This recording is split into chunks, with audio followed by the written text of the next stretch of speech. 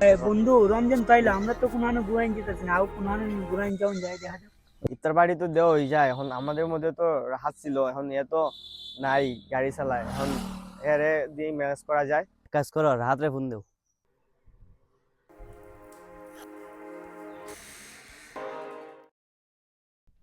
ও সময় আবার কেটা কল ধরে দিকে লই বন্ধু নাইম দিকে এলা বন্ধু নাইম।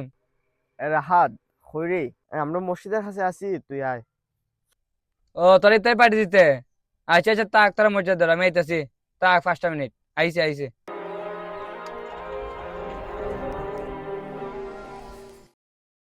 বন্ধু, আমরা তো 500 টাকা হইরা ই ইফতারে 500 টাকা দে।